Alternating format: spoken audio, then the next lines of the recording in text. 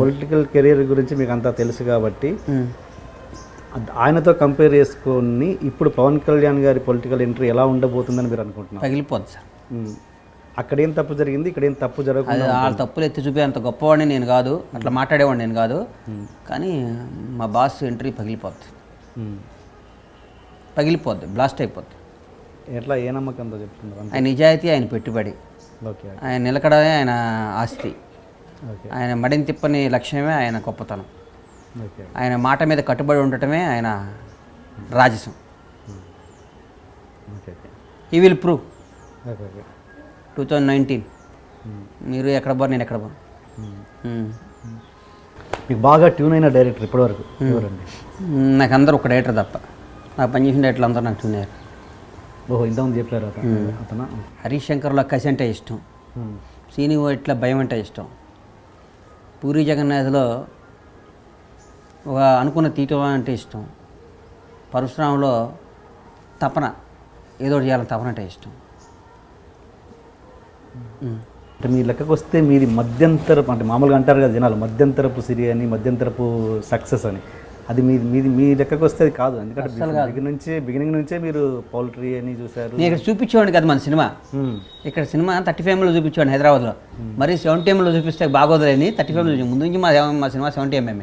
So మీరు మధ్యంతరపు చరిత్ర అయితే కాదు. నేను చిన్న చిన్న వేషాలు వేసేటప్పుడే నేను మారుతి కారు, కొత్త కారు వేసుకుని తిరిగేవాడిని. తల్లిదండ్రులు అంటే మీకు విపరీతమైన ఇష్టం అని చాలా ఇంటర్వ్యూలో నేను చూశాను, చదివాను. అంటే అందరికీ తల్లిదండ్రుల ఇష్టము, మీ ప్రేమను ఇంకా ఎక్కువ చూపుతుంటారు ఈ ఇంటర్వ్యూలలో. ఏంటి అంత బాగా, అంటే అంటే ఈ మెసేజ్ ద్వారా ఇప్పుడున్న జనరేషన్కి ఎంతో కొంత మెసేజ్ పోతుందని చెప్పడమే నా ఉద్దేశం. మీరు చెప్పదు. మా అమ్మ నాన్న బేసిక్గా కష్టపడి, వాళ్ళు చాలా కష్టపడి మమ్మల్ని తీసుకొచ్చారు సార్. మా అమ్మకి ఆడపిల్లలు లేరు, నేనే కూతురులాగా మా అమ్మకి, మా నాన్నకి. నేను చిన్నవాడిని. నేను ఈరోజు కూడా నేను షాదనగర్ పోతే మా నాన్న దగ్గర పడుకుంటా.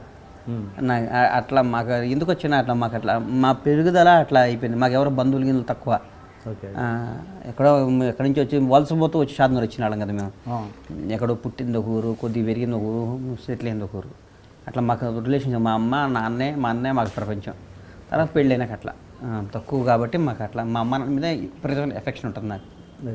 ప్రపంచంలో ఎక్కడున్నా మా అమ్మ నాన్నతో డైలీ మాట్లాడతా సార్ నేను. ప్రపంచంలో ఎక్కడున్నా సరే, అక్కడ ఫ్లైట్లో జన ఫోన్ మాట్లాడతా. మీ రిలేటివ్స్లో ఎలా ఉంది మీ ఎదుగుదల చూసి? మీ రిలేటివ్స్లో కానీ మీ బంధువులు సార్ బాగుంటుంది.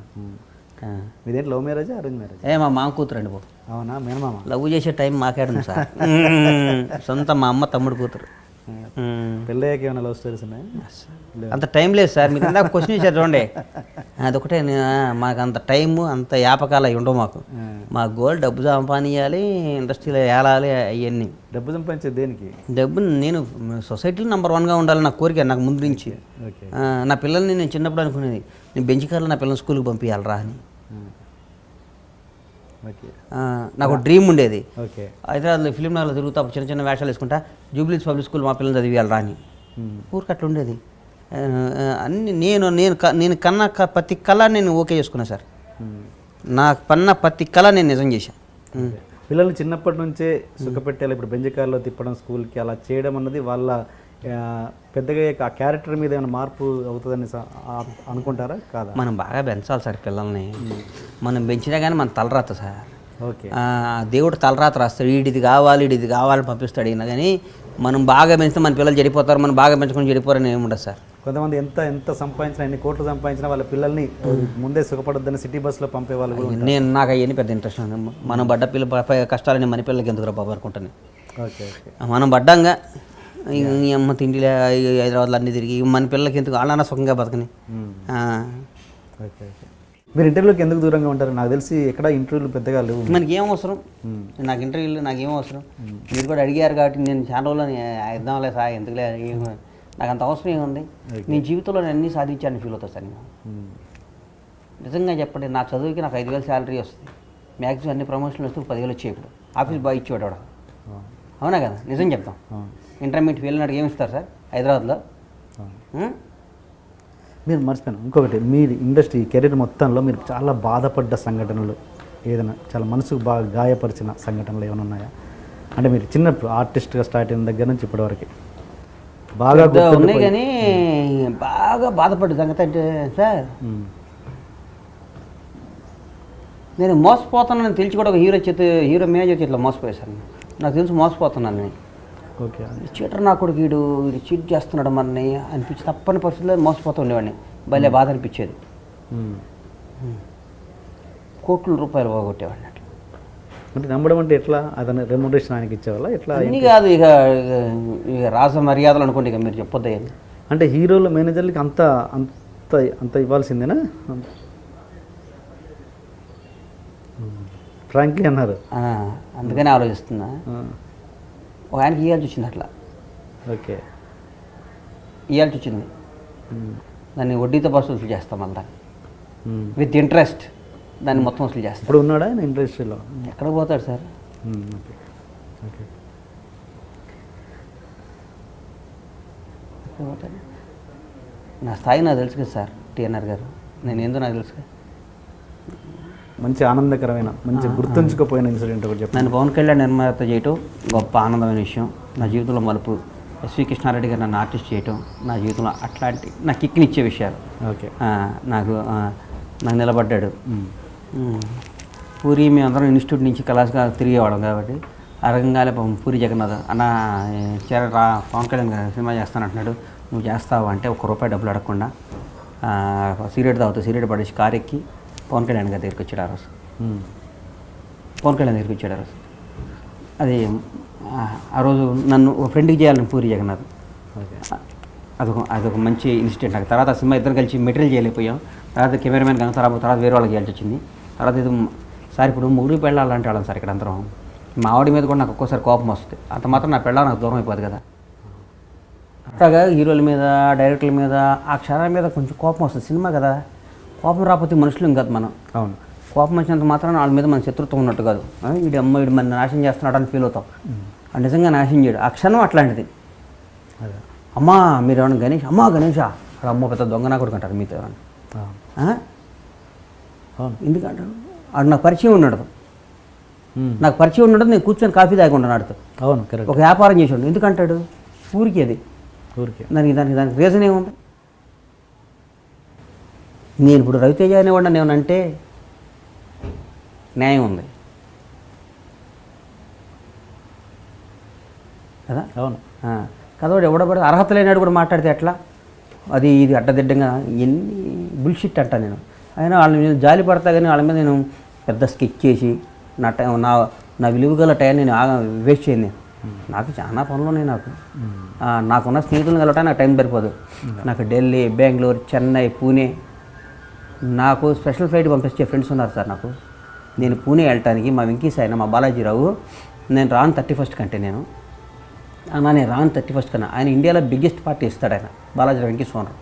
నేను రానన్నా పని ఉందన్నా అంటే ఈవినింగ్ 9 o'clockకి స్పెషల్ ఫ్లైట్ పంపించాడు ఆయన. ఫ్లైట్ 9 వెళ్ళేటప్పుడు 10 అయింది. 11 o'clock వెళ్ళాను. 4 వరకు ఆయన అక్కడ ఉన్నాను. వచ్చేటప్పుడు మామూలు ఫ్లైట్లో వచ్చా.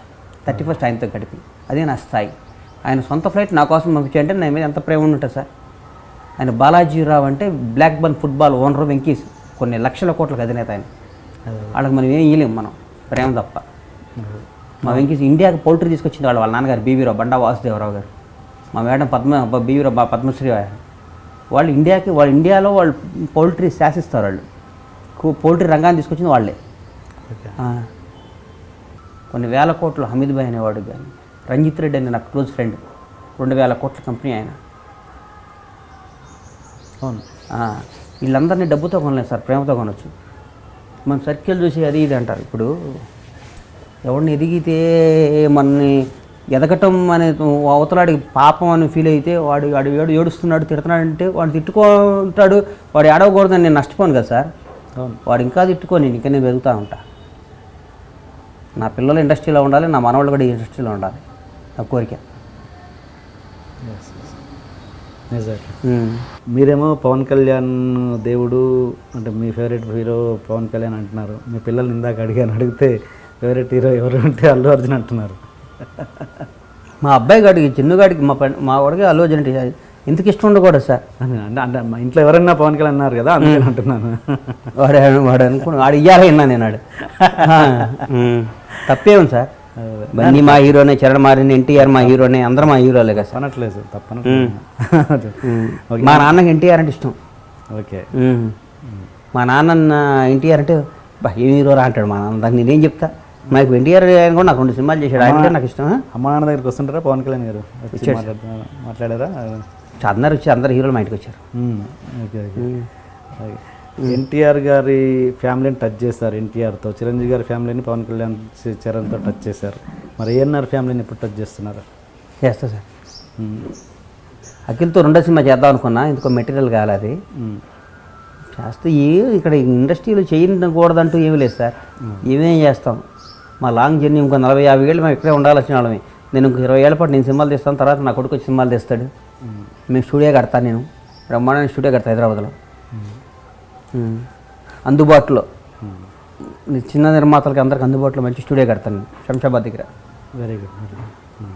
ఓకే. ఎనీవే సార్, మంచి ఏమంటారు, చాలా రోజుల తర్వాత మంచి ఇంటర్వ్యూ ఇచ్చారు. చాలామంది ఎవరికి ఇవన్నీ ఇంటర్వ్యూ నాకు ఇచ్చారు. అట్లనే నాకు చాలా థ్యాంక్స్. కానీ మీ ఫాలోఅప్ చాలా ఆశ్చర్యం సార్. నేను మిమ్మల్ని చూడలేదు, మీరు నన్ను ఇన్నిసార్లు ఇంటర్వ్యూ అడిగినప్పుడు అంటే మీ క్వాలిటీస్ కొన్ని నాలో ఉంటాయి. ఎట్లా? నేను ఒక పని అంటే దాన్ని వెంట పడతా సార్. ఓకే. దాని అంతా చూస్తా, దాన్ని అయ్యేదాకా. అది ఏ పనైనా అయిపోవాలంతే. నాకు నా జీవితంలో ఓటమి మీద ఉండకూడదు, ఓడిపోను. బండ్లా గణేష్ అనేవాడు ఓడిపోడు ఎప్పుడు, ఇంపాసిబుల్. ఒకరోజు లేట్గా వెళ్ళవచ్చు, గెలుస్తా, గెలిచి తీరుతా అంతే. అది మీరు 20 మంది ఇంటర్వ్యూ అడిగారు నన్ను, మీ దగ్గర నుంచి కూడా 4-5 అడిగారు. కానీ మీరు నన్ను మీ ఫాలో మీకే ఇంటర్వ్యూ ఇవ్వాలని ఫిక్స్ అయ్యాను నేను. నాకు నచ్చింది మీ క్వాలిటీ. నా క్వాలిటీస్ ఎదుటాడులో ఉంటే నాకు ఇష్టం సార్. మన పని మనకన్నీ దగ్గరికి రావు సార్, పని దగ్గరికి మనం వెళ్ళాలని ఫీల్ అవుతాను నేను. నేను అట్లా వెళ్తా. మీరు అన్నారు ఇందాక ఢిల్లీ వెళ్తుంటావంట అది అని. ఒకసారి ఇప్పుడు మీరు నాలాంటి ఢిల్లీ వస్తే ప్రపంచ విధానం అని తెలుస్తుంది. నన్ను భారత ప్రధాని దగ్గర నుంచి, రాహుల్ గాంధీ దగ్గర నుంచి ప్రతి ఒక్కరు నన్ను పేరు పెట్టి పిలుస్తారు. నన్ను పేరు పెట్టి పిలుస్తారు సార్. నేను ఎవరిని అడ్రస్ లేని కేర్ ఆఫ్, నాది అడ్రస్ లేదు. నా ఇల్లు నేను కట్టుకున్నాను, నా ఇమేజ్ నేను తెచ్చుకున్నాను. అవును. మా నాయన ఎవరికి తెలియదు, మా ఫ్యామిలీ ఎవరికి తెలియదు. రేపు నా పిల్లలకు తెలుసు. నా పిల్లలకి చేతి బండ్లా గణేష్ కొడుకులాడు, నేను నాగేశ్వరరావు కొడుకుని. నేను బిల్డ్ చేసుకున్న ఈ ఎంపైర్ని 100 ఏళ్ళు ఉండాలని ఆస్తి ఎంపైర్ కట్టుకున్నాను ఆలోచించాను. అది రామానాయుడు గారి ఫోటో ఎందుకని అడిగారు. రామానాయుడు వాళ్ళ నాన్న ఎవరో తెలుసు సార్. అవును. లెజెండరీ పర్సన్ ఆయన. నా ఇంట్లో ఆయన ఫోటో పెట్టుకోవడానికి నాకు అర్హత, నాకు గౌరవం అది.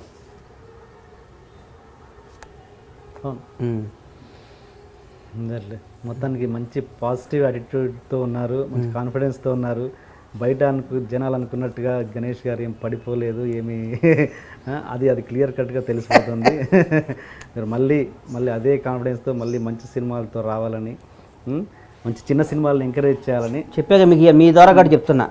మంచి కథలు ఉన్న డైరెక్టర్లు, కొత్త వాళ్ళు మంచి బడ్జెట్తో వచ్చి కొత్త సినిమా మంచి తీసుకొస్తే సంవత్సరానికి 3-4 ఎంతమంది డైరెక్టర్లను పరిచయం చేస్తా. నా సంస్థలో ఒక 10 మంది కొత్త డైరెక్టర్లు ఉండాలి.